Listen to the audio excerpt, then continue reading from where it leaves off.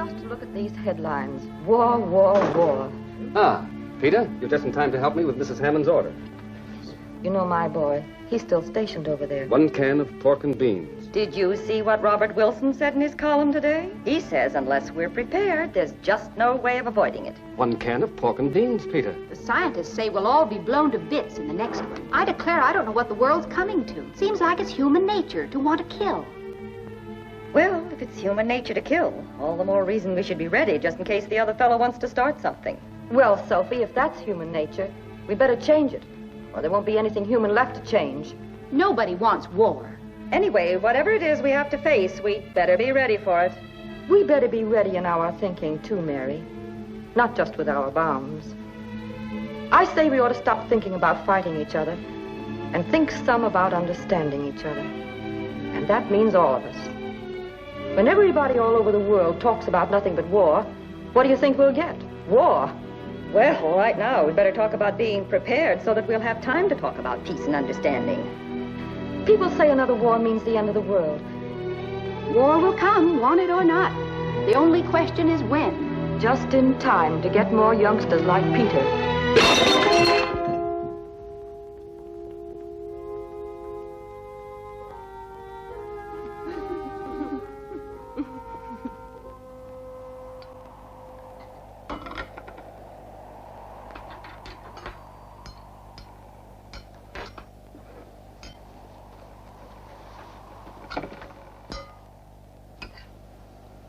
Gramp, the world isn't going to be blown up and everybody killed.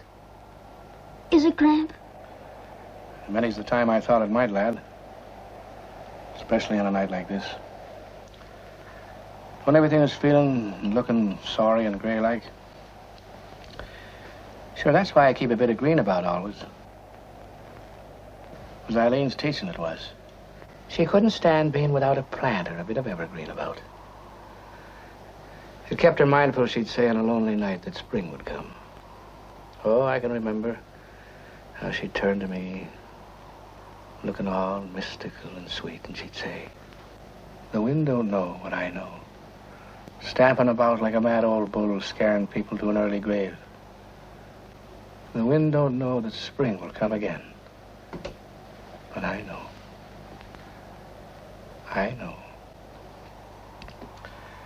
Yes, the bit of green helped her, it did. It's the color of spring. It meant hope and a promise of new life. Oh, hush up, wind. Hush up. You don't fool me either.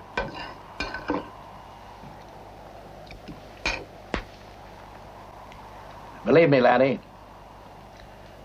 no matter what people say at the time, the world will keep on going for a long, long while.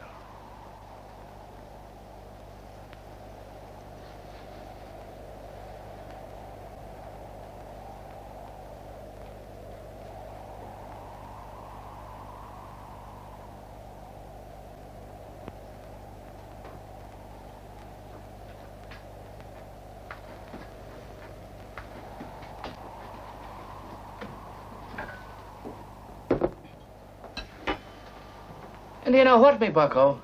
I forgot with all me blathering to tell you the most special and best thing of all. There'll be a grand surprise for you in the morning. It's the way Gramp was, trying so hard to take your mind off things with surprises. But I just had a feeling something terrible was going to happen.